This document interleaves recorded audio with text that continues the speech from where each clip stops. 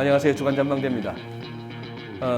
연말 특집으로 저희들도 평소 연합인포맥스 스튜디오가 아닌 외부에서 이렇게 나와서 한번 준비해 보았습니다.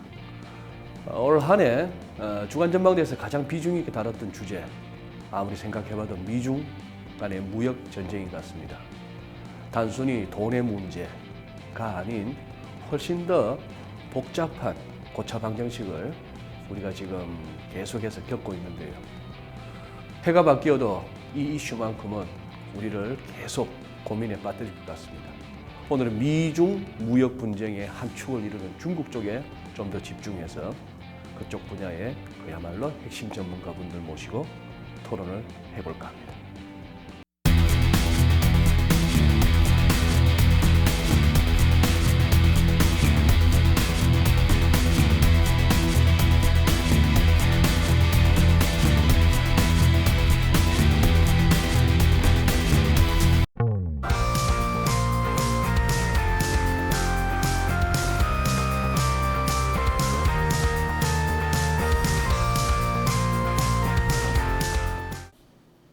네, 오늘 주간전망대 함께해 주실 두 분 전문가 소개해 드리겠습니다. 한국외국어대학에서 중국 정치경제학 가르치고 계시죠. 우리 강준영 교수님 나와주셨습니다. 안녕하세요. 네, 안녕하세요. 성균관대학교 중국대학원의 안유아 교수님. 네, 안녕하세요. 네, 연말에 바쁜 시간에 또 시간 내주셔서 감사합니다. 네, 올 한 해 금융시장, 저 같은 경우 시장을 갖다가 얘기하고 전망하고 하는 입장에서는 거의 중국 얘기가 절반이었던 것 같습니다. 미중 무역 갈등도 많았고 위안화도 굉장히 이슈가 되고 또 중국 증시에 우리 한국 시장이 또 연동되고 그런 측면이 있었는데 아마 이 중국 이슈는 내년, 후내년 할 것 없이 계속될 것 같습니다. 본격적으로 좀 따지기 전에 교수님 이거 한번 여쭤보겠습니다. 우리 한국 사람들이 예전에 저는 어릴 때 세계사 시간에 보니까 동양사는 거의 중국사더라고요. 그렇죠. 네, 그랬던 상황이고 땅 크기로 보나 인구로 보나 요즘 와서는 이제 경제력으로 보나 일본과 중국에 대해서 아직까지 우리는 좀 처지는 편인데요. 근데 우리 한국 사람도 좀 중국 사람, 일본 사람 좀 우습게 여기는 경향이 있지 않습니까? 그 겉으로는 또 그런 게 있는데요. 겉으로는. 기본적으로 한국이 중국에 가는 이미지는 굉장히 복합적입니다. 잘 아시겠습니다만 네. 이게 수천 년의 지리적 인접성에 의한 네. 문화적 관계, 그 다음에 여러 가지 설이 있지만 조공 관계였었다라는 거. 관계. 그 다음에 6.25의 통일을 눈앞에 둔 한국을 저지한 게 중국의 조선 지원군이었다. 네. 이제 이런 것들 때문에 굉장히 복잡해서 그렇지 않아도 복잡하게 생각을 하고 있었는데 중국이 요맘때죠. 40년 전쯤에 이제 개혁 개방을 선언을 했고 그러면서 세계 경제에 자연스럽게 편입이 됐고 우리는 사실은 중국 경제 성장에 네. 같이 따라가는 편승하는 효과를 많이 거뒀습니다. 소위 우리가 얘기하는 이제 차이나 이펙트죠. 중국의 성장 효과를 네. 옆에 있는 우리가 최대한 사실 잘 이용한 국가 중에 하나인데 이게 이제 한중 수교가 92년에 했는데 그때만 해도 한중의 경제력이 인구나 땅덩어리 이런 거가 차이가 났습니다만 비슷했었단 말이죠. 그런데 지금은 거의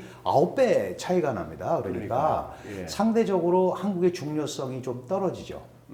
그 이전에 한국에 대해서 갖고 있던 중국의 이미지에서 우리가 좀 떨어지는데 이제 우리는 그거를 굉장히 받아들이기가 어려운 겁니다. 그러다 보니까 역사적 연원이나 이런 걸 떠나서 왜 그래? 옛날에는 안 그러더니 이제 이런 게 또 좀 생긴 게 있어요. 그리고 네. 우리가 보는 중국은 아편 전쟁 이후에 서방 제국주의 열강에 시달리다가 사회주의 건설을 하려고 애를 쓰다가 이제 소위 좀 못 사는 중국 이런 것만 머릿속에 많이 있었단 말이죠. 그런데 갑자기 잘 살게 된 거를 받아들이기가 잘 산다기보다도 세계적 국가가 된 거를 받아들이는데 약간 격차가 있는 것 같아요. 이제 그런 것들이 복합적으로 되면서 과거에도 한국한테는 우호, 비호 이걸 떠나서 압박을 주던 존재였는데 다시 그런 압박을 주는 존재로 다가오는 것 같은 그런 인상을 받다 보니까 좀 네. 상대적으로 지금 소련 말씀하신 대로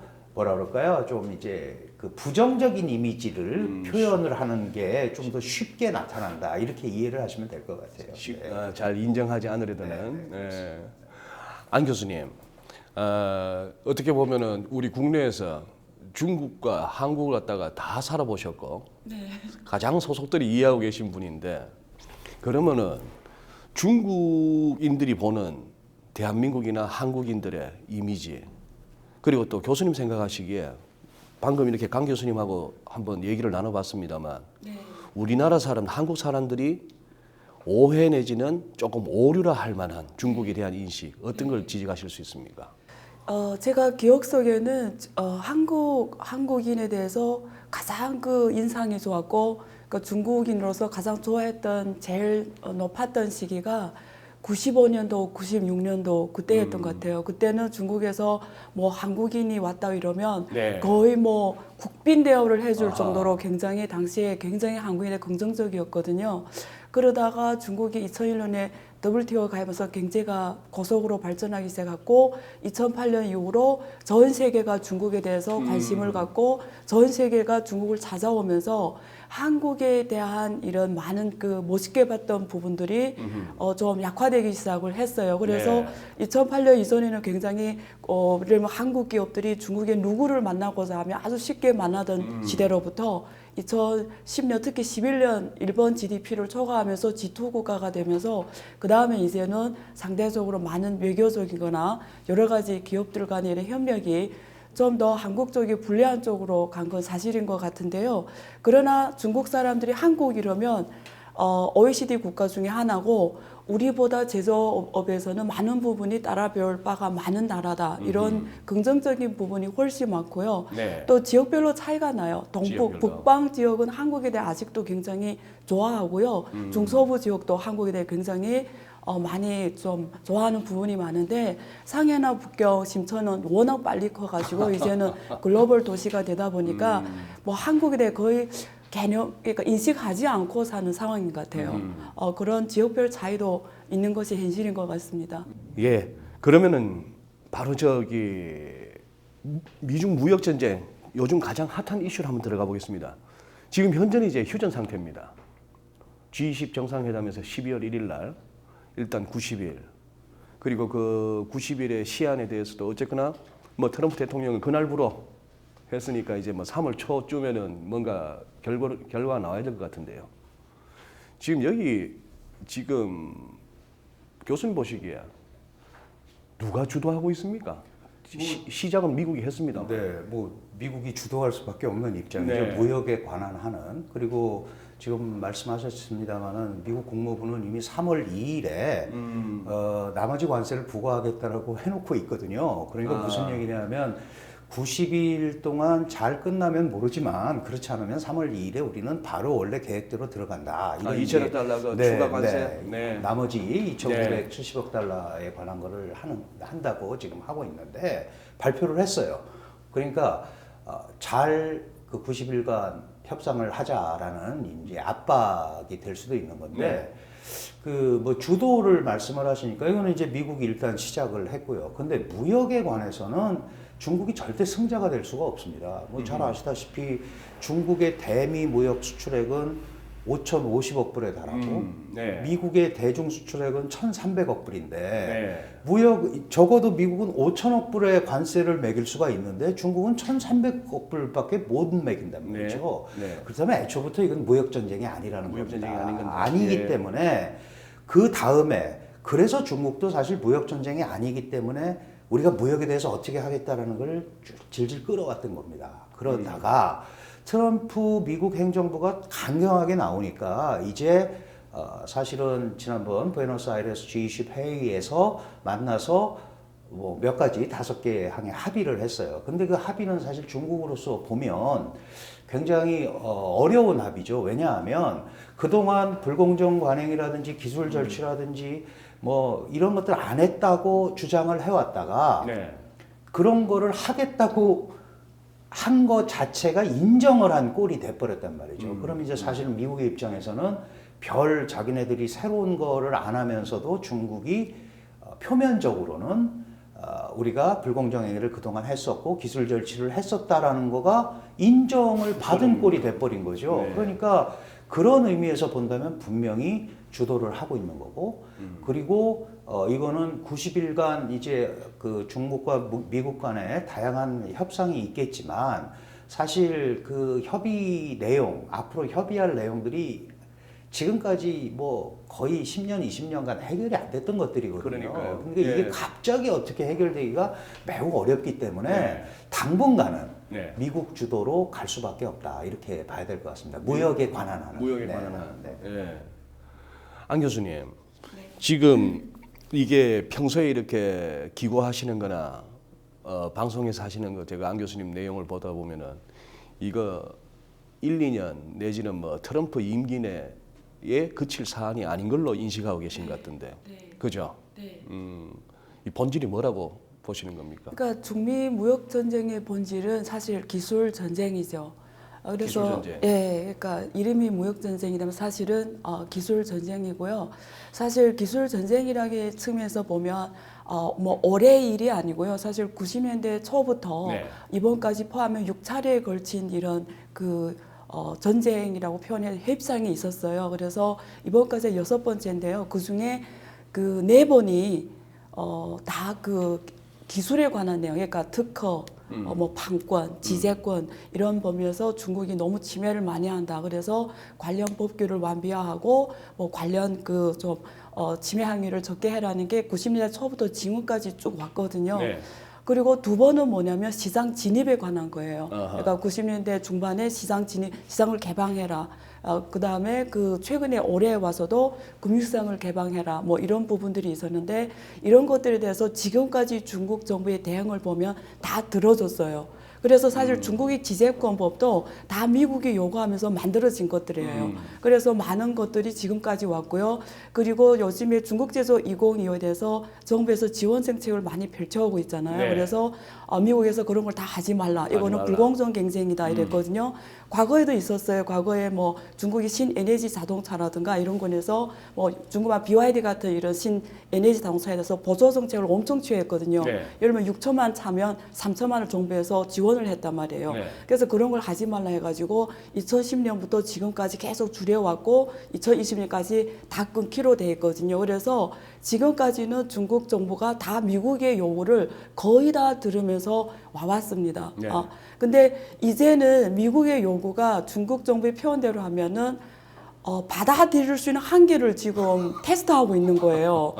가장 대표적인 게 중국에서 205를 하지 말라는 하지 거잖아요. 말라. 근데 중국은 이제는 기존의 노동 밀집형 산업 정책 그리고 생산 공장으로서의 경쟁을 이뤘거든요. 네.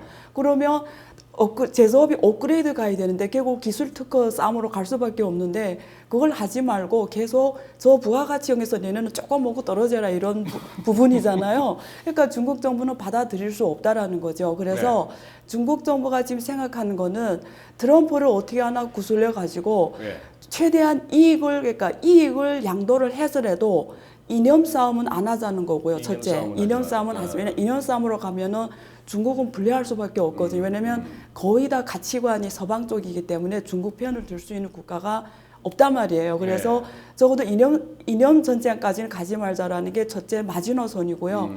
그래서 최대한 아직까지도 90일 지금 휴전을 하고 있지만 90일 동안에 최대한 많이 주자. 근데 만약 90일에 가서도 트럼프가 계속 이대로 지금 분위기로 나오면 도저히 양보할 수 없을 때까지 가면 어떻게 되냐.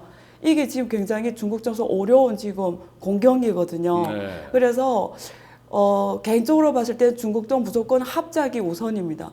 협상을 잘해보자라는 게 잘해보자. 우선이에요. 근데 트럼프가 어느 정도로 가냐가 중요한데 결국은 트럼프가 중국을 때릴수록 트럼프 득표에 유리하냐 네. 안 유리하냐가 키거든요. 근데 올해 양상을 봤을 때는 중국을 때릴수록 득표가 올라가더란 말이죠. 네. 예, 그래서 조금 불길한 예감은 들어요. 불길한 예감은. 예. 근데 중국 정부 스탠스는 무조건 협상이 우선입니다. 예. 예, 지금 스탠스가. 안 교수님 말씀하신 네. 그 어떤 중국의 인내의 한계를 단기에 봤을 때. 테스트한다는 네. 느낌이 들었다는 게 네. 지금 뭐 녹화 일정상 어떻게 다는 못 봤습니다만 네.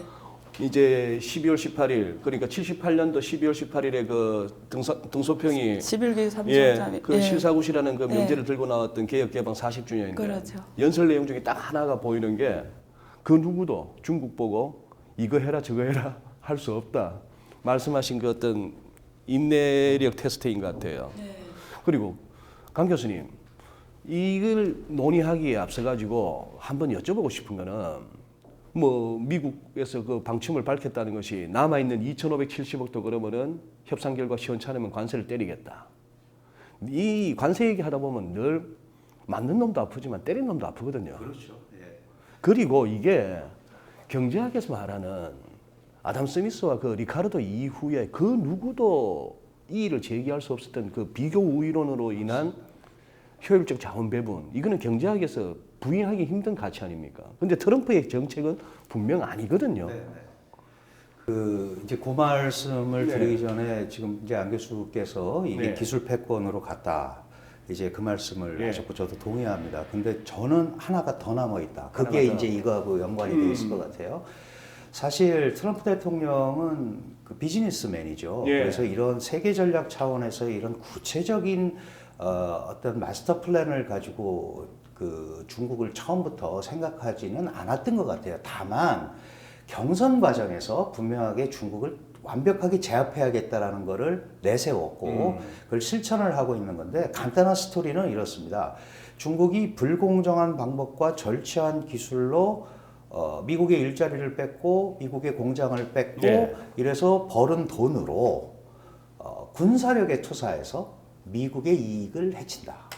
결국 무슨 얘기냐 하면 무역까지는 온 거죠. 지금 진행이 되고 있는 겁니다. 근데 그걸 가지고 달러 패권에 도전을 했단 말이죠. 네. 그게 대표적으로 AIIB라든지 이런 걸 만들고 그다음에 전 세계적으로 뭐 1대1로나 이런 걸 통해서 인민폐 자금을 예. 지원한단 말이죠.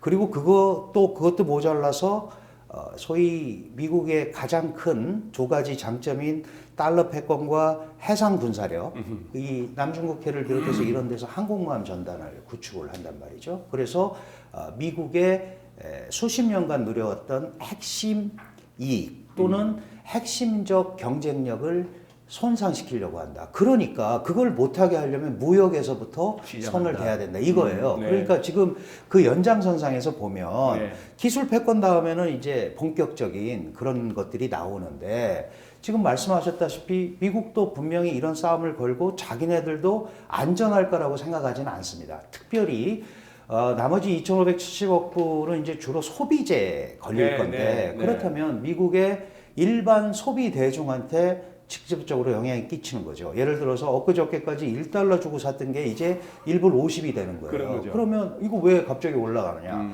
근데 미국도 그걸 알고 있는데 왜 하느냐. 저는 중국이 미국의 공식적인 도전자가 되기 이전에 도전자의 반열에서 탈락시키는 작업을 하는 거다라고 이렇게 판단합니다. 그 사실은 독일이 도전을 했었고요. 일본이 사실 도전을 했었습니다. 그러나 여러 경우를 거쳐서 무릎을 꿇렸거든요.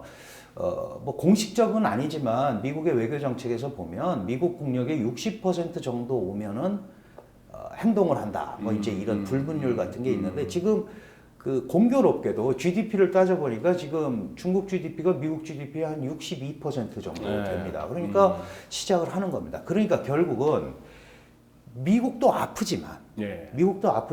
그 선제 효과가 중국에서 먼저 나타날 거기 때문에 일단 강력한 정책을 실시를 한다.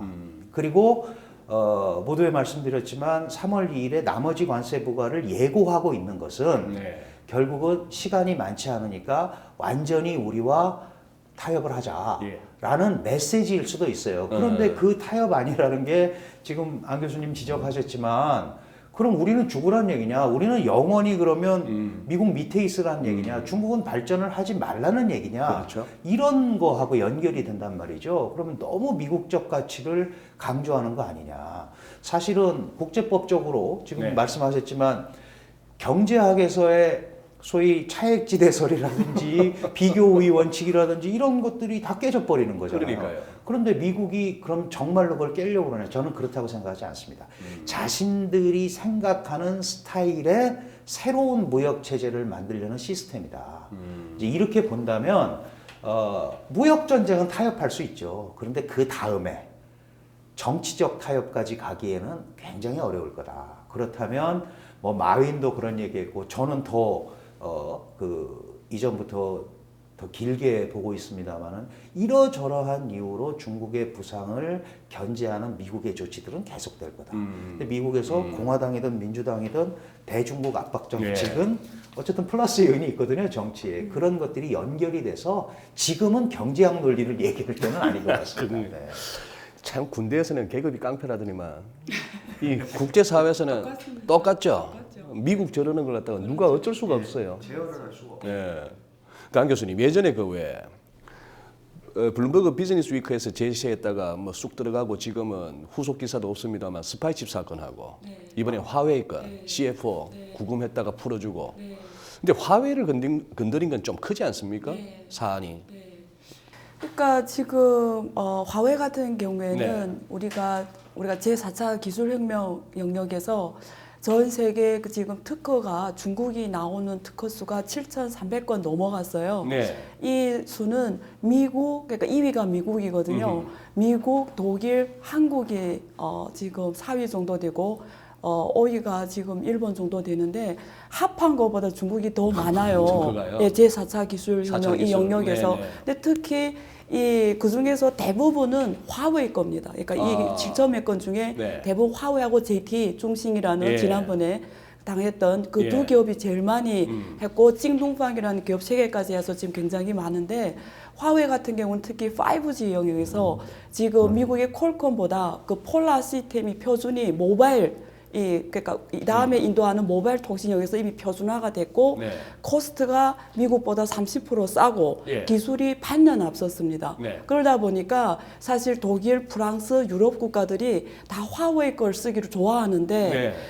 지금 이게 지금 퀄컴하고 인텔은 미국 기업들인데 굉장히 위기감을 느낀 거죠. 네. 그래서 5G를 놓친다는 거는 그 다음에 산업의 주도 기회를 놓친다라는 거고 미국이 제일 싫어하는 중국이 고부가가치 영역에서 선도해가는 걸 제일 싫어하잖아요. 네. 그러니까 5를 놓친다라는 게 고부가가치 영역을 잃는다는 거기 때문에 화웨이를 치지 않으면 이제는 안 되는 상황이고 근데 사실 80년대, 90년대 초부터 화웨이를 주목을 했습니다. 네. 이유는 런정페가 이면 해방군 출신이거든요. 예. 그래서 미국에서 계속 그 지금까지 설립자. 성립자를 네. 모니터링했고 90년대 말 2000년대 계속 화웨이에 대해서 항상 화웨이 핸드폰에 뭐 자기네를 이렇게 스파이하는 칩이 들어가 있고 이런 걸 했는데 영국에서 조사한 결과 그런 건 없더라 발표까지 했습니다. 네. 예, 그럼에도 사실은 반대로 미국은 안전국에서 사실 중국 쪽이 더 심었거든요. 네. 스파이를. 그래서 거꾸로거든요. 근데 지금 그걸 핑계로 해서 뭐 이란과 지금 거래가 했다. 2013년도 자료를 제시를 하면서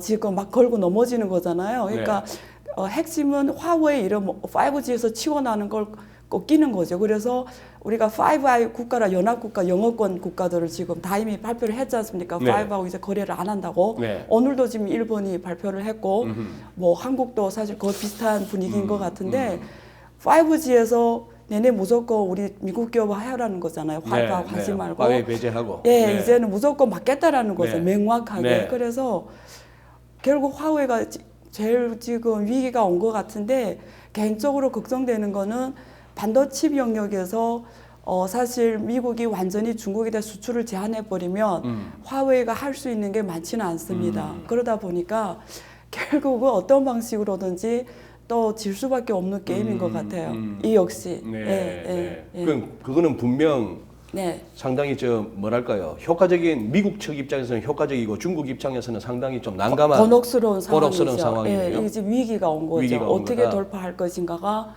굉장히 근데 중국 국민들이 지금 15억이잖아요. 네. 지금 화웨이가 이렇게 미국이 나서서 공개적으로 반대할 정도로 됐다는 건 굉장히 프라이드를 느껴요. 그래서 오히려 이게 나쁜 일이긴 하지만 전 세계에 중국이 기술이 이 정도로 왔다라는 걸 역설적으로 광고하는 거고 역설적으로 화웨이가 세계 최고라는 걸 알린 면에서 긍정적이라고 생각하는 분도 계세요. 그래서 괜찮다. 우리는 15억이 써주자. 15억이 써주자. 그리고 애플이 지금 구사양을 지금 못 쓰게 해놨잖아요. 네. 그래서 오히려 이걸 우리가 이용을 하자. 우리가 15억이 단합해서 하면은 수출 안 해도 된다. 굉장히 표준을 주도해 갈 수 있다라고 지금 또 중국 사람들을 똘똘 뭉치게 하는 계기가 된 것도 있습니다. 그렇습니까? 네. 아니 그 말이 그러면 맞는 말인가요? 요즘 네. 중국 젊은이들 사이에 네. 너 요즘 아직도 아이폰 쓰냐 이러면서 맞아요. 그리고 지금 신천의 기업들이 이미 발표를 했잖아요. 만약에 아이폰을 쓰게 되면 연말 장려 인센티브를 다 없애버리겠다고 이미 다 발표를 했고요. 실제고요. 예, 그 정도로 애국심이 강한 민족이기도 하잖아요. 네. 이거 뭐 무력 전쟁이라고 할 만하네요. 네. 그렇죠. 실제로 그러니까 그렇습니다. 그래서 저는 앞에서 우리 강 교수님 말씀하신 대로 사실 이게 과거에 그 영국하고 스페인 간의 그 우리 해상 패권 전쟁이 있었고 네. 제일 중요한 게 해상 패권이잖아요. 해상 패권. 그리고 우리가 금융 패권, 네. 그리고 지금 거기에 뭐 무역 기술 패권 싸움이 있는데 마지막엔 구소련하고 이념 패권을 했는데 미국이 다 이겼잖아요. 네. 그래서 독일도 다 손들었고 어쨌든 지금 중국과의 싸움은 사실 복잡한 게 경제 패권에 이념 패권 싸움이 포함된 거거든요. 그런데 2001년에 WTO에 가입할 때는 테레라는 공동의 적이 있어서 사실 그때 손잡고 WTO에 가입시켰던 건데 네. 당시에 미국의 판단이 얘네들이 시장 경제를 가면은 결국은 미국의 가치관에 따라가겠다라고 확신이 있었던 거거든요. 그래서 그걸 사실 강태민하고 후진터 그 시기에는 충실히 했단 말이죠. 근데 갑자기 시진핑이 오니까 이상한 데로 가네. 그러니까 좀 서방식 민주관과 이 가치관에 갈 줄을 알았는데 시진핑 2011년에 올라오면서 계속 중국을 강조한단 말이죠. 그러니까 중국 특색이 이러면서 자기 걸 만들려고 하는 게 굉장히 눈에 보이고 또 시장이 크다 보니까 전 세계 나라들 영국을 대표로 해서 전 세계 나라들의 시장과 기술을 막 주고받고 한단 말이죠. 그러니까 여기에서 위기감이 굉장히 왔기 때문에 사실은 가장 본질적인 거는 무역전쟁, 기술 패권, 맨 뒤에는 이념 패권이 있는 거죠. 네. 그래서 지금 사실 중국이 막 내세울 때 아닌데 조금 너무 일찍이 좀 그런 거 했던 부분들이 있는 것 같아요. 조용히 해도 되는데 괜히 그 내세워가지고 그래서 원로들이 좀 말을 한다고 그러더라고요. 원로들이? 하겠으면 조용히 하지. 너무 나대가 너무 나대고 일찍이 너무 샴페인을 너무 일찍 예, 그래서 야욕을 과거에 너무- 이게 등소평이 참 똑똑하다. 등소평이 그런 말씀 했잖아요. 앞으로 100년 동안은 그냥 내 죽었어 하고 경제력에만 네, 매진해라고 네, 분명히 네. 부탁을 했는데 죽은 듯이 그게 살아라. 70년도 2070년대 것이거든요. 지금 이제 2020년도 안 됐는데 좀 그런 부분들이 있는 것 그러니까요. 같아요. 예. 예. 그러면 교수님 저 이렇게 한번 생각해 보거든요.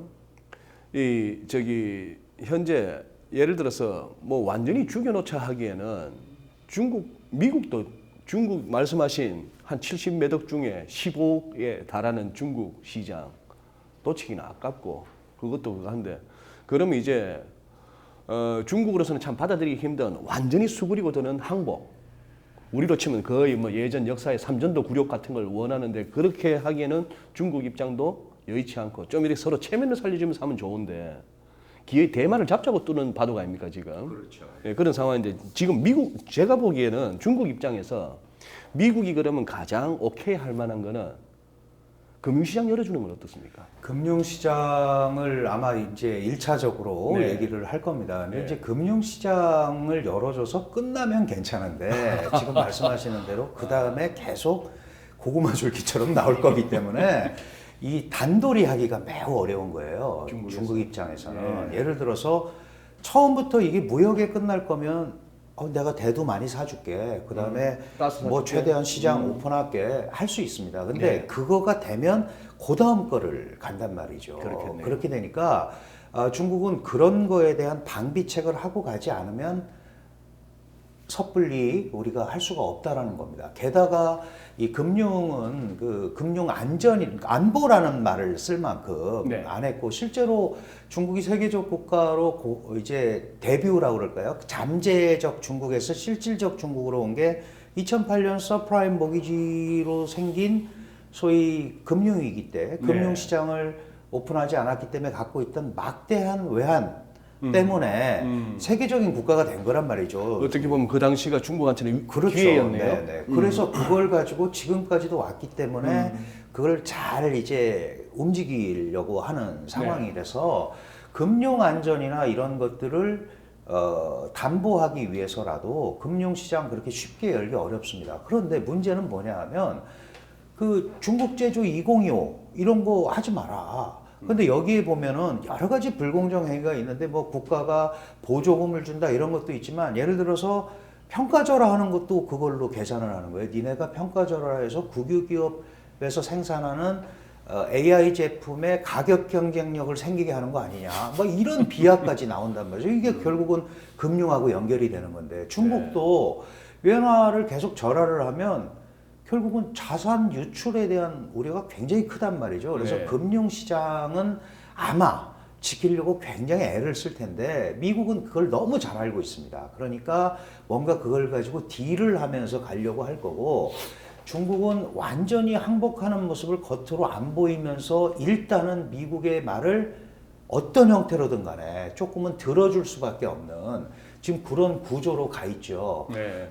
그렇다고 해서 쉽게 금융시장을 완전히 오픈하기는 어려울 거고 다만 이제 서비스업이나 이런 걸 하면서 일부 그 금융에 대한 어떤 그 유화책은 펼 수 있습니다. 그래서 화웨이 같은 데가 대표적으로 미국의 투자자들한테 그 질책을 받는 이유가 이런 거거든요. 100조가 넘는 기업이 종업원 지주제라는 명분으로 상장도 안 돼 있어요. 그리고 엄청나게 돈을 그 미국과 무역을 해서 많이 벌면서 해외 투자를 전혀 안 받고 있다. 상장회사가 아니니까 뭐 주식 공모를 할 수 없으니까요. 그럼 이런 것들은 이게 정부가 뒤에서 다 조절하는 거 아니냐. 그러니까 그런 거에 대한 이 완화가 이제 시장 개방까지는 완전히 가지 않더라도 금융 서비스업에 대해서 일부 완화 조치가 나오면서 그런 걸 갖고 일단은 딜을 하지 않을까. 저는 거기까지 생각을 합니다. 사실 저 같은 경우는 중국이라고 하면은 진짜 극단으로 갈립니다. 중국의 그 어떤 저력, 특히 최근 보여준 어떤 그 엄청난 어떤 발전 상황 이런 것들을 보고 또 역사적으로 항상 그 어떤 역사의 중심에 서 있었던 중국을 생각하면은 굉장히 어떤 긍정적 내지는 뭐 커 보이는 중국. 반면에 여러 가지 또 어떤 중국의 부정적인 모습들 내지는 조금은 급하게 온 데서 나오는 여러 가지 부실 그리고 선진국 대열에 접어들었다고 하기에는 중국인들이나 중국 사회에서 나타나는 좀 어떤 저급한 양상들 이런 것들 보면 또 막 이렇게 또 우습게 보이고 극단적입니다. 극단적인데 지금 이제 미중에서 그러면 사실 중국으로만 한번 압축을 해볼게요. 왜냐하면 중국이 잘 되면 우리는 조금 뭐 괜찮은데 중국이 망가지면 우리도 힘들거든요. 근데 안 교수님 저기 그동안 이렇게 제가 쭉 워치해온 바로는 지금 우려하시는 바가 중국발 자산 디플레이션 내지는 저 중국의 저 장부 저거 한번 까보면은 저 엄청난 저 부실 자산, 부실 채권, NPL 많을 것 같은데 네. 그 부분은 어떻게? 네. 그 사실 지금 올해도 어제도 제가 중국에서 지금 새벽 들어왔는데요. 오면서 거기 그 환쇼일보 있잖아요. 그 신문의 톱 기사로 황구일보 예. 톱 기사로 올해 경제 성장률이 6.5는 100% 달성 이렇게 나왔어요. 네. 정면으로. 근데 사실 지난번에 그 중국 이민대 교수님 한 분이 저도 깜짝 놀랐는데 이렇게 공개적인 이렇게 강의 장소에서 사실 지금 중국 정부가 발표하는 6.5가 아니다. 네. 사실 그거 까보면 네. 지금 중국의 어떤 뭐 IB들이 네. 다시 정부가 발표한 데이터를 자기 방법대로 추산을 해봤더니 중국의 경제 성장률이 1.7%다. 그리고 또 어떤 IB들은 마이너스더라. 근데 이런 얘기를 사실 중국 학자들이 거의 못 하거든요. 네. 근데 이렇게 막 개강던 목소리로 막 인민대학 교수가 막 세상 한다는 좋아졌네요. 얘기죠. 그러니까 네. 제가 느끼건데 그분이 판단하는데 중국의 중앙정부가 이미 경제가 이렇게 안 좋다라는 걸 인정하기 때문에 지금 말해도 괜찮다라는 이런 안 있기 때문에 얘기를 한 것 같아요. 그렇지 말 못하죠. 그래서 근데 그게 팩트인 것 같아요. 그러니까 중국 경제에 사실 지금 저도 자주 왔다 갔다 하는데 쉽게 말하면 돈이 안 돕니다. 돈이 안 들어. 그래서 어제도 중국인민은행이 또 1,600억 위안을 RP로 해가지고 레포로 해가지고 풀었거든요. 네. 근데 그 돈이 중국인민은행이 풀면은 상업은행이 들어가고 네. 상업은행이 그 다음에 그게 실물경제로 가는 가져야 간접은행 체계인데 상업은행까지 가서 그게 다시 실물경제로 안 가요. 안 왜냐면 가요? 경제가 너무 안 좋기 때문에 네. 중국의 상장 제조업들이 지금 이익률이 2에서 3%밖에 안 돼요. 그래서 거의 그 대출을 안 해주고 있어요. 결국 상업은행에서 그게 일반 저 실물 경제 안 기업으로 가는 안 거죠. 가는 게 떼일까봐. 예, 이제는 좋은 수익이 있는 기업 몇 개 없다는 그러니까 NPL이 늘어날까 봐. 네. 그러니까 실물 경제로 안 들어갑니다. 그런 걸 봐서는 중국이 지금 돈이 안 돌고 있어요. 아주 심각합니다. 현지에 가면. 네. 제가 뭐 뒤에 또 계속 있으니까 어쨌든 상황이 생각보다 훨씬 심각하고요. 내년에 상반기, 하반기에 굉장히 어떤 큰 그런 게 올 거고요. 네, 그렇게 보고 있습니다. 그쪽 부동산도 만만치 않죠. 부동산은 지금 이미 북경은 마이너스 전분기에 대비해서 가격이 마이너스로 돌아섰는데 사실 북경이 이런 경우가 많지는 않거든요. 그러니까 북경은 마이너스, 상해도 마이너스, 지금 전분기 대비 가격이 떨어졌거든요. 네. 그래서 지금 부동산이 만약에 샥이 온다 이러면 중국 경제는 샥이거든요. 그러니까 중국 정부가 왜 금리를 지금 올리지 못하냐면 그래서 내년 정책이 이제 나오겠지만 올릴 수가 없습니다. 금리를. 올리면 부동산은 샥입니다. 그냥. 네. 저 어디 유튜브에서 보다가 깜짝 놀랐는데 네. 뭐 사람 들어와서 살 때가 아니라서 그런지는 몰라도 네. 뭐 유령도시 짓다가 신도시 짓다 그랬는지 몰라도 그 아파트 짓는데 철근 네. 대신에 대나무를 집어넣더라고요. 그런 거는 모르겠습니다. 이 진짜 이 중국은 이 코끼리를 만지다 보면 긴 것도 있고 굵은 다리도 있고 뭐 벽 같은 것도 있고 하듯이 중국은 참 너무 이렇게 보기에 따라서 다루기에 따라서 시각에 따라서 참 만물상 코끼리 맹인이 코끼리를 네, 만지는 똑같은 그런 상황인 것 같습니다.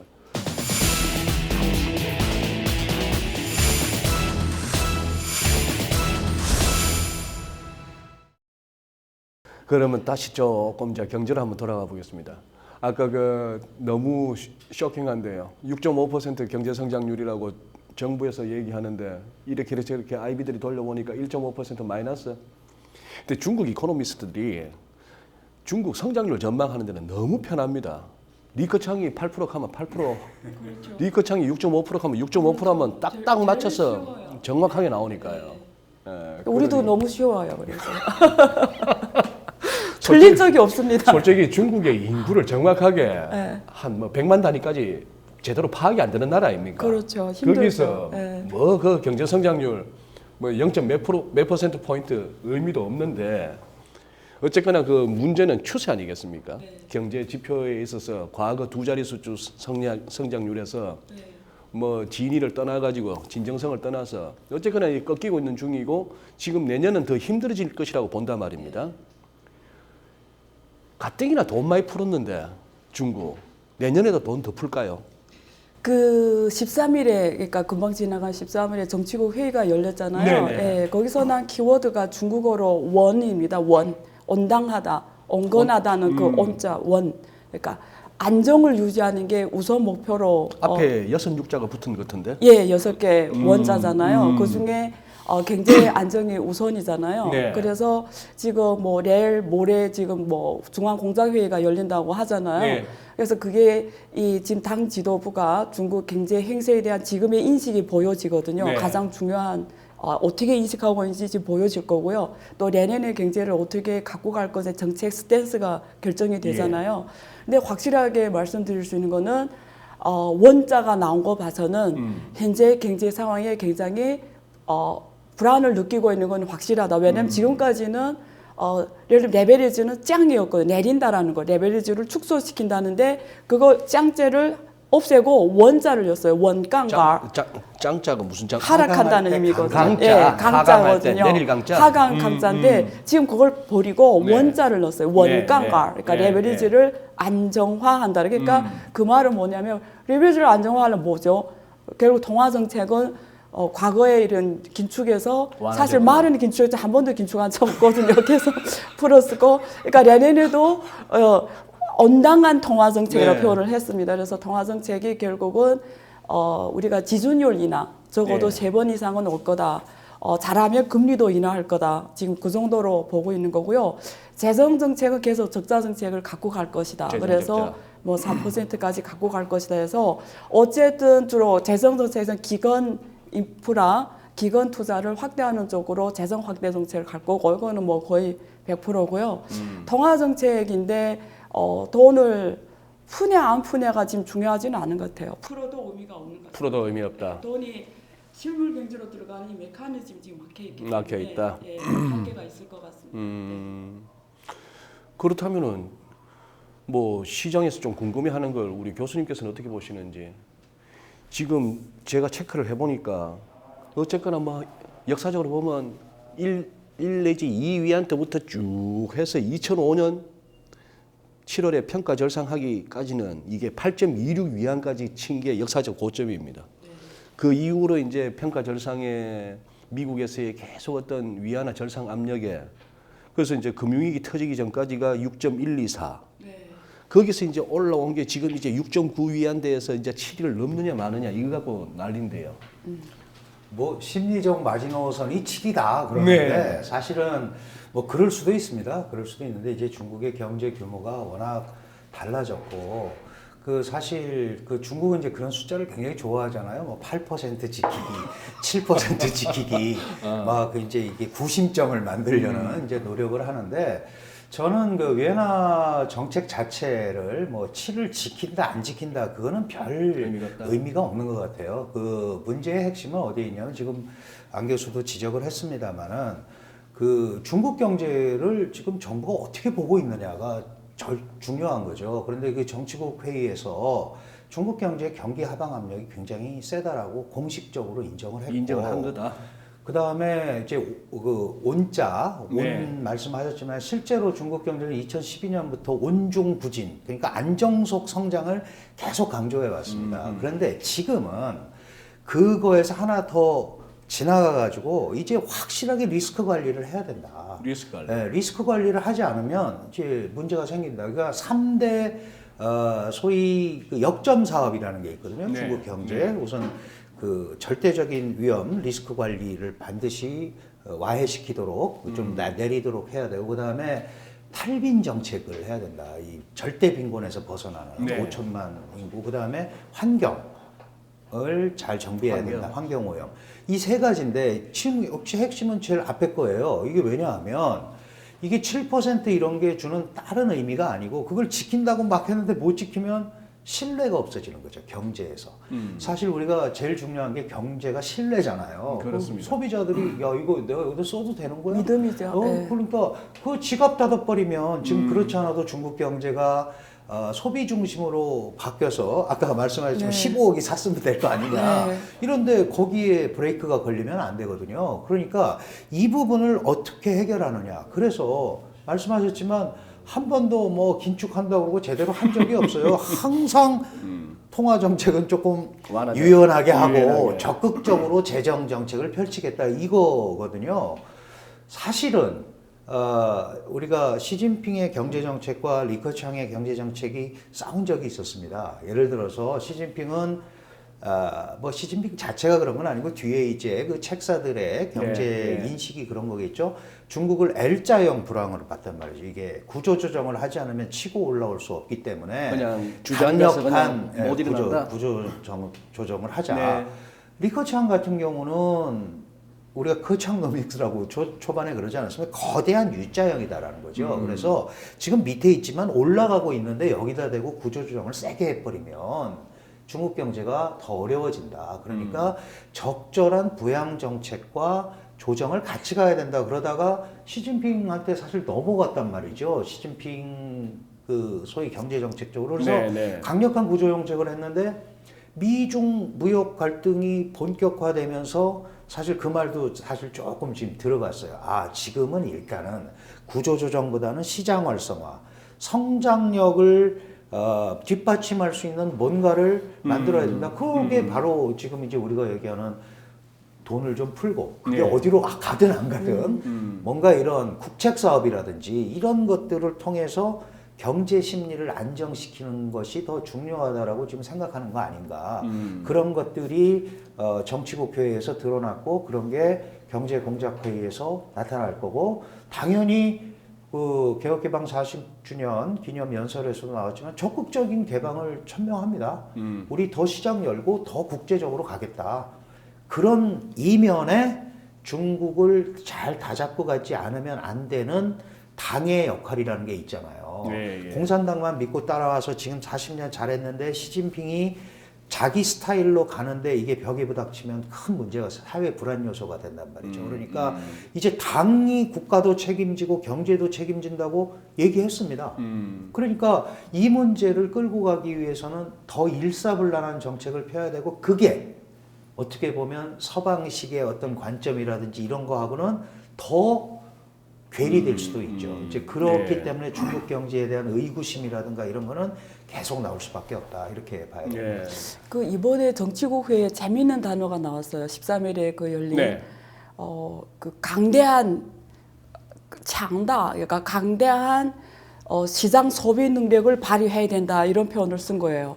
그거는 내년에 경제가 지금 하강 압력을 받잖아요. 네. 그러니까 중국이 이제 15억이라는 이 인구 규모가 있으니까 내년에 소비에 좀 올해도 뭐 그랬지만 근데 처음으로 강대한 소비 능력을 발휘하자는 표현을 처음 쓴 거거든요. 그래서 내년에 강력한 소비 촉진 정책을 올해도 뭐 계속 감세 정책도 하고 소비 감세도 하고 했지만 훨씬 내년에 더 강력한 소비 확대 정책을 펼칠 것 같습니다. 네.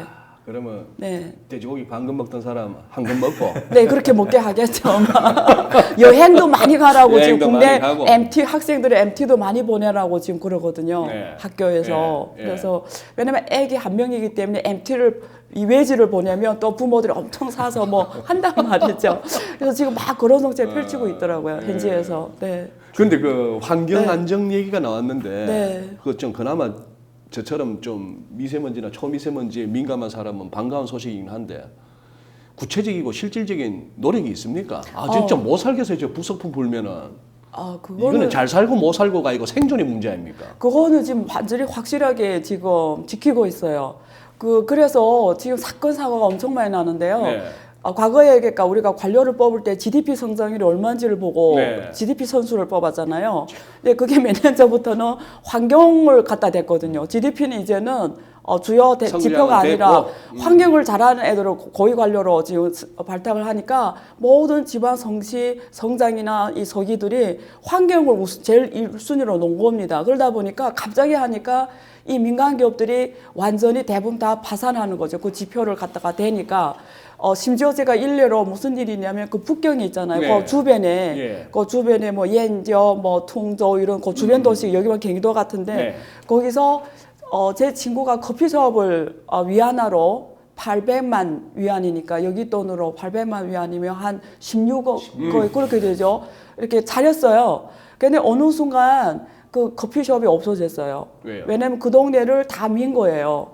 이런- 지금 북경 가면 공기가 굉장히 좋습니다. 맑은 하늘을 계속 볼 수가 있는데 그 주변에 공장이나 이런 걸 다 철수시키고 없애는 거예요. 그래서 지금 그냥 통보 없이 하는 경우가 너무 많고요. 환경이라는 이 기체 아래. 그래서 민간 기업들이 거의 이제는 북경 주변에는 민간 기업들이 거의 이제는 뭐 거의 다 철수한 상황이고 심지어 이제처럼 그 동네도 그냥 다시 다 재건하고 이런 상황입니다. 그래서 거기서 손해를 보는데 거기에 대한 보상 정책이 명확하지 않다 보니까 뭐 정부에다 뭐라 해도 지금 마땅치 않은 상황이고 해서 지금 현지는 난리 났어요. 민간 기업들은 지금 굉장히 힘들어졌어요. 그 환경 때문에. 근데 네. 뭐 교수님이 왔다 갔다 하시니까 네. 하시는 말씀이겠지만 저 같은 경우 앱 깔아놓고 네. 먼지 좀 짙은 날은 펼쳐보면은 네.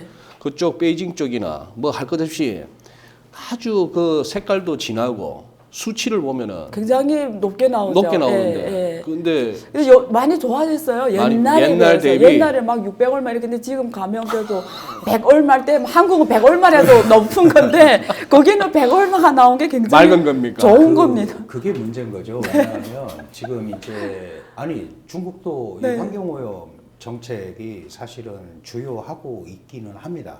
엄청 처음에 살아야 되니까. 예, 네. 처음에 이 오염 정책, 방치 정책을 할 때 주로 이제 그 처벌 위주의 법들이 네, 많았어요. 예. 이렇게 하면 안 돼. 그건 이제 민간한테 떠넘겼던 거죠. 이거 이상 넘어가면 처벌을 한다. 그러다 보니까 무슨 행사 열리면 북경은 깨끗해야 돼. 그러니까 북경 이 주변에 있는 공장들 다 철수시켜버리고 없애버린단 말이에요. 그러면 어디를 가서 사료해야 되잖아요. 그러니까 중국 전체는 풍선 효과 같은 겁니다, 이게. 그러니까 이런 식의 정책을 가지고는 되지 않는다라는 걸 이제 중국도 알고 있는 거죠. 그리고 예를 들어서 북경만 깨끗하다고 바람 안 불고 그러면 좋지만 그 옆에나 조금 더 멀리 있는 성에서 바람 불어오면 북경도 마찬가지거든요. 그러니까 이게 종합적인 그 소위 그 환경오염 정책을 해야 되는데 그런 데까지는 이제 시작인 거죠. 그렇죠. 이제 갈 길이 시작이니까 멀죠. 네. 네. 그 뭐 안 하고 있다라고 할 수는 없고 하는데 지금 이제 일종의 그 이렇게 전시성 행정을 그동안 했던 것도 사실이에요. 무슨 네. 회의한다 그러면 못하게 하고 교통 복잡하니까 다 여행 보내고 이런 경우도 있거든요. 네. 지금 중국이 가끔 이제 이거 보면은 그런 행동들을 많이 하는데 야 우리 제조업이 요새 마이너스 성장하는 것 같아. 제조업 통계 내지 마. 광동성에다 그래버렸단 말이죠. 그러니까 이런 행동들이 급해서 하는 거지만 이게 이제 시장의 신뢰를 잃게 만드는 네. 그런 겁니다. 환경도 마찬가지입니다. 그러니까 처벌이나 이런 것도 중요하지만 종합적인 어렵습니다. 사실 환경이라는 게 저게 밑 빠진 독에 물 붓기 같은 그렇죠. 거거든요. 환경 대책이 그러니까, 있어야 돼요. 그래서 네. 그거를 좀 종합적으로 하는 노력을 해야 우리가 바로 옆에 있기 때문에 그러니까요. 그 네. 우리도 좀 그 관심을 가져야 될 것 네. 같아요. 뭐 중국 얘기를 하려면 이거 뭐 중국 땅 넓이만큼이나 할 얘기도 많은데 간략하게 몇 가지만 묻겠습니다. 여쭙겠습니다. 교수님. 흔히들 시장에서 이 미중 갈등이 심화하다 보면은 중국에서 취할 수 있는 보복 카드 중에 이른바 미국 국채 투매 뭐 아니면은 뭡니까? 중국 사람들 들고 있는 부동산 한번 파는 거. 또 뭐 그런 얘기도 있지 않습니까? 뭐 저 유학생들 다 들어와. 그렇게 하면 이제 더 이상 이제 미국하고 얘기 안 하겠다는 거죠. 예, 그거는 이제 전면적 각자 그거는 이제, 예. 알아서 가겠다라는 거니까 네. 그거는 사실은 이론적으로는 가능하지만 사실 미국과 중국의 상호 의존 관계도 상당히 있습니다. 뭐 여러 가지로 그걸 그렇게 한 번에 네. 할 수는 없는데 예를 들어서 국채 같은 경우도 마찬가지예요. 그 투매하면 달러화에 타격을 입히고 떨어지겠지만 그만큼 중국의 자산도 감소되는 거 아니겠습니까? 그러면은 이거는 이제 너 죽고 나 죽자 하기 전에는 하기가 매우 어려운 거고요. 그 작은 국가들한테 하듯이 이런 그 보복, 그래서 그런 보복이 결정적으로 그 나라 경제에 영향을 끼칠 수 있다면 가능하지만 이런 거를 해가지고는 미국 경제가 그것 때문에 뭐 결정적으로 흔들린다거나 그러지 않죠. 사실은 유학생도 그렇지만 네. 1년에 그 여행 수지 같은 경우 무역 수지는 미국이 적자지만 여행 수지는 한 600억 불 흑자가 나거든요. 그러니까 더 쉽게 얘기하면 네. 미국 여행 좀 줄여서 가라. 그래도 미국에는 타격이 가요. 그런데 그런 걸 가지고 가다 보면 이게 한도 끝도 없습니다. 그래서 그런 식의 행동을 하는 것은 두 나라가 그렇게 하면은 정말 승자도 패자도 없고 글로벌 경제 자체를 더 어렵게 만드는 그 무책임한 행위다라고 저는 두 나라가 다 그렇게 생각을 합니다. 그래서 그렇게까지는 안 가야 되고 중국도 그렇게까지는 하지 않을 거다. 다만 미국도 어느 정도는 무턱대고 니네 하는 거 봐서 이렇게 얘기하면 안 되고 그 뭔가를 주고받는 협상이라는 게 그렇잖아요. 그런 거를 좀 이제는 시작을 해야 될 때가 아닌가 저는 그렇게는 생각을 합니다. 그럼 여쭙는 김에 강 교수님한테 한 번만 더 1대1로 말입니다. 네. 시진핑 주석의 어떤 뭐 아주 역점 사업인데요. 중국 입장에서는 그거 해볼 만한 그건데 구상이고 또 돈 되는데 네. 그 상대 국가들은 지금까지 어떻게 1대1로에 만족하는 분위기인가요? 그게 이제 뭐 저도 1대1로 회의를 여러 번 네. 중국에 갔었고 중국 학자들하고 얘기를 예. 하면 또 의견이 다 막 갈려요. 갈립니까? 뭐 잘 되는다는 사람도 있고 아니라는 사람도 있는데 지금 이제 표면적으로 나타나는 거는 일종의 어떻게 보면 이제 근린 궁핍화 정책처럼 돼버린 거예요. 돈을 빌려주고 못 갚으면 경영권도 내가 할게 그러고 채무는 그대로 남아있고 이제 이러다 보니까 문제가 생겼는데 사실 1대1로라는 말 자체부터 문제가 있는 거죠. 사실 왜 꼭 중국이 주도하는 전 세계 공영이냐. 제가 그래서 회의 가서 다대다로라고 해야지. 왜 1대1로라고 그러냐. 길이 여러 개 있지. 이제 우스갯소리로 그런 얘기를 하는데 그 사실 저 자체가 뭐 나쁘다고 할 수는 없죠. 물론 이제 처음에는 중국의 경제 동력을 새롭게 확보하기 위한 데서 시작을 했지만 6월 24일 날 북경에서 외사 공작회의가 열렸어요. 그리고 10가지 외교 방침이 있는데 그중에 7번째 1대1로가 들어가 있습니다. 다시 말해서 1대1로는 이미 경제를 지나서 중국의 대외 전략에 굉장히 중요한 축이 된 거죠. 그리고 시진핑 주석이 이거를 자기의 일종의 캐치프레이즈처럼 그 소위 전 세계적인 확장 정책의 일환으로 밀고 있기 때문에 뒤로 물러나기가 매우 어렵습니다. 그런 의미에서 이걸 밀고 갈 텐데 이게 지금과 같은 형태, 예를 들어서 상환 능력도 없는데 돈을 빌려주고 상환하지 못했다고 경영권 뺏고 채무를 그대로 가져가는 이런 형태로는 그 국가한테 굉장히 곤란을 주는 형태가 되는 거죠. 그래서 이런 부분에 대한 보완은 좀 필요하다. 네. 그리고 그런 것들을 거기에다가 자금을 지원하고 이러는 것들도 AIIB가 북경에 본부가 있고 중국에서 중국 돈을 빌려주는 형태가 돼버리잖아요. 그러니까 네. 그런 것도 좀 투명하게 하면서 제가 다대다로를 그냥 말씀드리는 게 아니고 좀 여럿이 참여하는 형태로 하면 중국적 소위 방식을 내세우면서도 여럿을 참여시켜서 할 수 있는 형태로 가야지 내가 주도하는 나 위주의 이런 스타일의 인상을 주면 안 된다는 거예요. 네. 그게 공영 뭐 이런 걸 얘기하면서도 지금까지 준 인상은 그런 인상이었다. 그러면 이제 초창기니까 조금 전략을 수정하거나 이런 걸 통해서 좀 주변 국가를 네. 끌어들인다면 그 뭐 저는 그게 나쁜 거는 아니다라고 생각을 하는데 안 교수- 지금까지는 별로 안 교수님께서 혹시 1대1로 강 교수님 말씀에 버티실 만한 뭐 의견이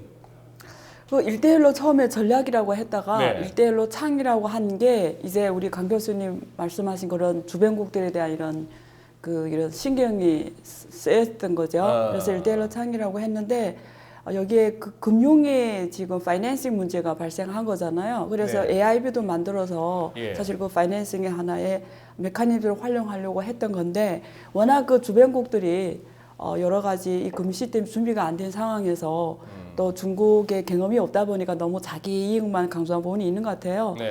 그런 부분들을 조정을 할 거고요. 그런 것조차도 이 또 중국과 미국과의 협상의 지금 하나의 또 내용 중에 하나니까 앞으로 뭐 얘네는 거의 뭐 살짝 거의 안 제기할 수도 있지 않을까 뭐 이런 생각 들기도 해요. 그냥 뒤에서는 하지만 뭐 조용히. 예. 그러면 이거는 뭐 너도 모르고 나도 모르고 며느리도 모르는 얘기인데 중국 증시 상하이 종합지수 기준으로 굉장히 기술적으로 보면 아주 크리티컬합니다 지금. 그렇죠. 그 추세선에 딱 걸려 있거든요. 내년에 어떻게 보십니까? 저는 아주 중요한 질문 하셨는데요. 그 한국 금융시장에 있어서 네. 일생일대의 기회가 왔다고 보거든요. 일생일대의 기회가 왔다. 그러니까 몇십 년에 한 번씩 오는 기회가 지금 오고 있습니다. 그래서 이번에 제가 중국 가서 특히 또 더 기본적으로 느낀 건데 첫 질문하고 또 연관되는데 한국에서 중국이란 이제는 제조업이 아니다. 이제는 금융이다.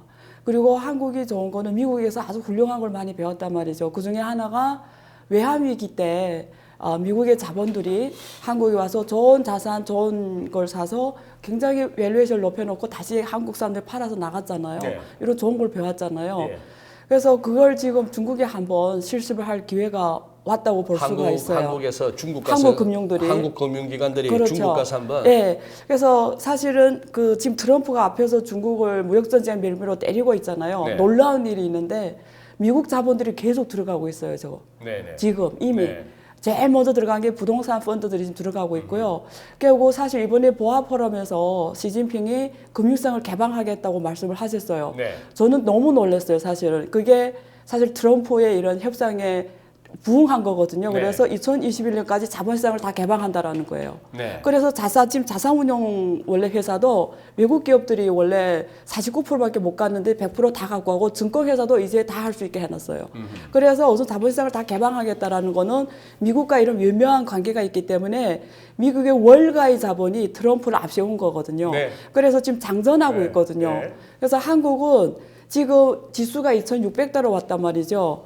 내년에 이미 상하이 지수가 네, 상해가 제일 낮을 때 1,800대가 있었고 맞습니다. 그 다음에 2,000대가 있었는데 내년에 좀 더 떨어질 거예요. 근데 이제는 들어가서 지금 중국의 상장 회사들이 주식 담보를 너무 해버리기 때문에 지금 돈이 안 도니까 막 팔고 있어요. 좋은 자산까지 아주 싸게. 정말 그 시장 1위 기업들이 막 팔고 있거든요. 그래서 지금은 정말 싸게 중국 시장의 1위 기업들을 투자할 수 있는 아주 좋은 기회가 온 겁니다. 그래서 미국 자본들은 그걸 제일 먼저 지금 준비하고 지금 이미 들어가고 있는 상황입니다. 그래서 한국은 이런 흐름을 봐야지 요즘에 이렇게 주로 나오는 걸 보면 미국이나 유럽에 가야 된다 이런 얘기를 많이 하시더라고요. 네. 근데 좀 역사고를 좀 역발상으로. 했으면 좋겠다 이런 말씀을 꼭 드리고 싶었어요. 근데 안 교수님 말씀을 듣다 네. 보니까 뭐 그 말씀은 이해가 되고 공감이 갑니다. 그래 네. 뭐 대부분 그 기업주들이 이 파이낸싱이 잘 안 되니까 주식담보대출로 그렇게 해서 했다가 이게 지금 주가가 자꾸 떨어지니까 어쩔 수 없이 지금 막 투매하고 있죠. 투매하고 네. 있는 상황이라서 여기까지 네. 왔는데 네. 그래서 내년에 조금 더 밀릴 수 있으면은 네. 상당히 양질의 기업들의 주식을 갖다가 네. 싸게 살 수 있다. 네. 그런 차원에서 월가 애들이 네. 들어가서 주워 먹고 있다. 되는데 네. 부동산 펀드 같은 경우는 조금 한번 더 여쭤보고 싶은 게 중국 부동산이 약간 버블 가능성을 염두에 두고 계시잖아요. 네. 그렇다면 지금 이 바깥에서 들어가는 부동산 펀드 자금들은 지금 기다리고 있는 겁니까? 한번 무너지기를? 지금 일부분 들어갔고요. 근데 네. 그때 저점이 어딘지를 모르는 그러니까, 건가요? 그러니까 예. 어떻게 전략이 어떻게 하냐면 잘하는 애들은 네. 저점에서 안 들어가요. 일단 어차피 저점을 갈 거잖아요. 그래서 여기서 한 번 들어갑니다. 예. 또 내려가면 또 한 번 들어. 그래야 예. 저점을 파악할 수가 있거든요. 그 무슨 전략이죠. 말씀인지. 주식도 똑같습니다. 알겠습니다. 그렇게 해야 돼요. 예. 저점이 언제 누구 어떻게 알아요? 그때 못 들어가요. 근데 이렇게 몇 번 들어가서 평균 단가를 낮추면 저점인 거죠. 예. 예, 그렇게 하는 전략인 거죠. 저도 사실 준비하고 있습니다. 예. 네. 교수님, 뭐 아마 제 생각에 교수님께서 뭐 강의하기 바쁘시고 논문 쓰기 바쁘시고 회의 다니시기 바쁘신데 주식이 하시겠습니까만 뭐 주식은 저는 잘 모릅니다. 그리고 뭐 우리 동료 교수들도 네. 주식 전문가들인데 뭐 돈 번 사람 하나도 없더라고요. 그래서 안 믿습니다. 전문가들이 뭣도 못 봅니다. 저는 저 중국 주식시장 이렇게 보면서 뭐 이제 오래 됐으니까요. 중국 뭐 91년도에 만들어가지고 이미 상당한 규모가 됐고 세계적인 시장이 됐는데 이제 어쩔 수 없이 경제가 어려워지니까 이제 양극화로 가지 않겠습니까? 네. 좀 이제 네. 잘 되는 기업들 거는 잘 갈 거고 그렇지 않은 데는 이제 도태될 수밖에 없는데 뭐 내년 얘기를 이렇게 찾아보고 이제 들어보면 뭐 여러 가지 얘기가 있어요. 뭐 A주가 이제 2분기를 지나면 저점을 찍고 올라갈 거다. 아니다. 계속 그렇다는데 이제 제가 이렇게 보면 중국이라는 국가가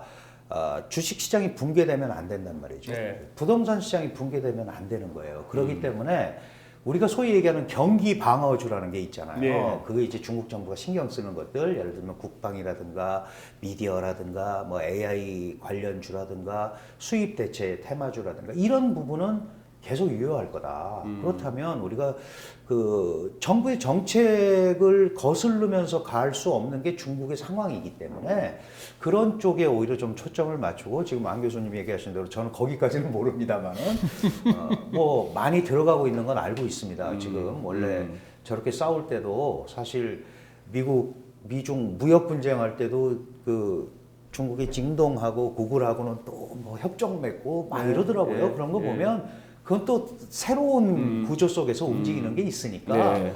이런 것들을 한번 생각을 해본다면 다 어렵지는 않을 거다. 예. 분명히 있다. 그런 예. 거를 좀 그런 테마주를 좀 찾아서 가신다면 괜찮지 않을까 그런 생각은 합니다. 네. 뭐 중국은 우리에게 있어서 뭐 기회의 나라이기도 하고 또 이런저런 측면에서 몇 번의 좌절과 실망을 주기도 하기도 했는데 뭐 기업들만 하더라도 낮은 인건비나 이런 뭐 그런 거로 그 가성비로 말하는 거기에 비해서 괜찮은 생산성 그렇게 해서 막 중국 진출이 많았다가 거기에 이런저런 후유증도 있었고요. 또 안 교수님께서는 투자 측면에서 중국에서 일생일대의 기회가 온다고 하셨지만 우리 또 대부분의 투자자분들은 중국 투자에 대한 상처가 아직도 아물지 않은 상태입니다. 아시다시피 펀드 같은 걸로 그런 것들이 있는데 지금 그럼 마무리로 어쨌거나 중국은 우리한테 경제적으로나 정치적으로나 사회적으로나 뭐 아주 밀접한 나라인데요. 정부 차원도 좋고 민간 차원도 좋습니다. 한번 이렇게 우리가 내년에 어떤 식으로 중국을 생각하고 대응해야 될지 한 말씀씩만 하고 마무리하겠습니다. 네. 그 최근에 와서 뭐 차이나 플러스 원이라고 해가지고 차이나는 어려우니까 잠깐 다른 데 좀 눈길 돌려보자 이런 네. 얘기를 많이 하시잖아요. 네. 근데 그거는 굉장히 조금 좀 시대착오적인 생각이고요. 왜냐하면 동남아 역시 다 화교 자본이고요. 중국 자본이 들어갔기 때문에 이렇게나 저렇게나 50% 정도 다 중국에 의존하고 있는 상황이기 때문에 역사적으로 그렇고 지금도 그렇고 미래도 그렇고 근거리 국가이기 때문에 영원히 떨어질 수 없습니다. 적이든 아니든. 네네. 그래서 오히려 한국의 입장에서는 굉장히 지혜롭게 이념적인 이런 갈등을 버리고 굉장히 좀 지혜롭게 기회를 활용을 해서 좀 이게 우리가 파도를 보지 말고 뒤에 바람을 봐달라는 말씀을 해주고 싶어요. 그 바람이 뭔지, 네. 트럼프가 왜 저러고 있는지, 뒤에 트럼프를 밀고 있는 자본이 뭔지, 걔네들이 하고 있는 게 뭔지 그 바람을 좀 읽었으면 좋겠습니다. 그러면 미래가 보일 것 같아요. 네. 네. 네. 네, 뭐 저도 같은 생각인데요. 어쨌든 한중 경제 관계가 이렇게 보면 뭐 상호 보완하다가 뭐 협력하다가 네. 지금 이제 경쟁 부분이 훨씬 많아졌는데 경쟁만 한다고 끝없이 경쟁을 하는 건 아니죠. 경쟁 속에 협력 관계라는 게 항상 있습니다. 네. 이제 앞으로 우리가 한중 관계, 기업은 기업 차원에서, 정부는 정부 차원에서 다 마찬가지인데요. 경쟁은 피할 수 없는 거가 돼버렸잖아요. 그럼 이 경쟁 관계 속에서 과연 우리가 협력할 수 있는 게 뭔지를 찾아내는 노력을 해야 됩니다. 그냥 흘러가는 대로 놔두고 이런 거 협력하자 이게 아니고 서로 발굴하는 작업들이 필요하다는 거죠. 예. 협력 분야를. 네. 지금 예를 들어가지고 미국이 중국의 기술 제약 이런 게 많으니까 지금 중국 자본이 한국에 많이 옵니다. 중국 예. 중급 고급 기술을 구매하기 위해서. 그러면 그 중에서도 우리가 협력할 수 있는 게 뭔지를 충분히 찾을 수 있거든요. 이것도 기회라고 저는 생각을 합니다. 그래서 지금 차이나 플러스 원 뭐 이게 원래 일본에서 나온 얘기인데 저는 차이나 플러스 알파죠. 대한민국은 더 다변화하고 더 다양한 형태로. 그렇다고 중국 시장을 포기하거나 이런 거는 바보 같은 짓이야. 왜냐하면 우회할 수가 없어요. 어디를 가도. 그렇죠. 그러니까 정면으로 그렇죠. 부닥치면서 협력 관계를 찾아내는 노력들을 하는 것이 앞으로 한중 관계 또는 한국 경제 발전을 위해서 매우 중요하다 이런 생각을 합니다. 네. 감사합니다. 예. 어쨌거나 중국은 우리에게 있어서 뭐 중요한 이웃 국가입니다. 그런 상황이고 또 우리가 잘 되면 중국도 덕을 보고 중국이 잘 돼야 또 덕을 보고요. 그런데 지금 역사적으로 기록될 만한 그런 팽팽한 긴장 관계가 미국과 중국 사이에 그런 험난한 시기를 지금 이제 지나고 있는 중이죠. 계속해서 이제 그 전개 상황을 갖다가 우리가 체크해 나가면서 또 시장 상황도 보면서 투자 측면에서나 아니면은 사업 측면에서나 그리고 우리 보다 크게는 국제 외교 차원에서나 계속해서 중국에 대한 고민은 이어져야 될 것 같습니다. 그 방대한 주제를 갖다가 다루기에는 시간적인 한계도 있고 그렇습니다만 그래도 중국에 대해서 깊은 이해를 갖고 계신 두 분 교수님 모시고 오늘 이렇게 한번 시간을 가져봤습니다. 바쁜 시기에 또 이렇게 우리 주간전망대 나와주셔서 감사드리고요. 저희들은 여기서 마무리하겠습니다. 시청자 여러분 새해 복 많이 받으십시오.